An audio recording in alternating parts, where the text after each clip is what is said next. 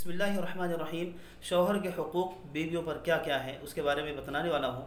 تو سب سے پہلے چلتے ہیں سنن بیہقی حدیث نمبر 291 اور صحیح ابن حبان حدیث نمبر 4164 میں اللہ کے نبی کے دربار میں ایک صحابی آئے اور اپنی بیٹی کو لے کر کے آئے اور کہا کہ اللہ کے نبی، اس سے میں نکاح کے لیے کہہ رہا ہوں لیکن یہ میری فرما برداری نہیں کر رہی ہے۔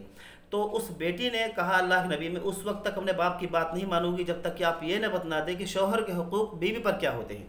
تو اللہ کے نبی نے فرمایا کہ شوہر کے جسم پر اگر کوئی زخم ہو جائے اور بیوی اسے چاٹے، اس کے ناک یا کان سے پیپ بہہ رہا ہو اور بیوی اسے چاٹے، پھر بھی وہ شوہر کے حق کو نہیں ادا کر سکتی۔ یہ سن کر اس بیٹی نے کہا کہ اللہ کے نبی، پھر تو میں شادی نہیں کروں گی، یعنی اتنے زیادہ حقوق ہیں، خدا خواستہ اگر کمی کوتاہی ہو گئی تو پھر جنت میں جانے کے مستحق نہیں ہوگے۔ اس کے علاوہ چلتے ہیں سنن ابی داؤد حدیث نمبر 2142 میں حضرت قیس بن سعد رضی اللہ تعالیٰ عنہ سے روایت ہے کہ اللہ کے نبی نے فرمایا، یہ طویل حدیث کا ایک ٹکڑا ہے، کہ اگر میں کسی کو سجدے کا حکم دیتا اللہ کے علاوہ تو میں بیوی کو حکم دیتا کہ وہ شوہر کو سجدہ کرے۔ اتنا بڑا زیادہ درجہ ہے شوہر کا۔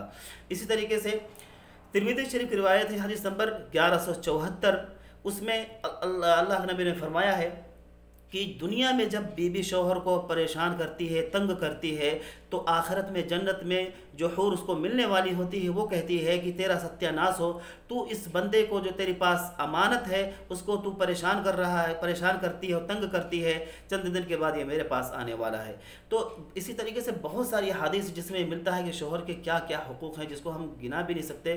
اور دوسری جگہ چلتے ہیں کہ طبرانی میں حدیث نمبر 5084 میں اللہ کے نبی نے فرمایا کہ عورتوں کے ذمے یعنی بیویوں کے ذمے جو اللہ کے حقوق ہیں وہ اس وقت تک ادا نہیں ہو سکتے جب تک کہ وہ اپنے شوہروں کے حقوق ادا نہ کرے۔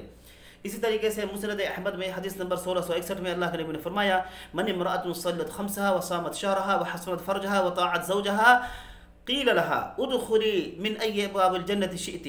جو بھی عورت 5 وقت کی نماز پڑھے، رمضان کے روزے رکھے اور اپنی شرمگاہ کی حفاظت فرمائے اور اپنے شوہر کی اطاعت کرے تو وہ جنت کے 8 دروازوں میں سے جس میں سے بھی چاہے وہ داخل ہو سکتی ہے۔ اتنا بڑا درجہ ہے اس عورت کا جو شوہر کی فرما برداری کرتی ہے۔ تو حدیثوں کا نچوڑ اور قرآن کی آیتوں کا نچوڑ سے یہ نکلا کہ تقریباً 8 ایسے حقوق ہیں شوہر کے جو بیویوں کے ذمہ لازم، فرض اور واجب ہے، اس کو کرنا چاہیے۔ اگر نہیں کرتی ہیں تو وہ سزا کے مستحق ہو سکتی ہیں۔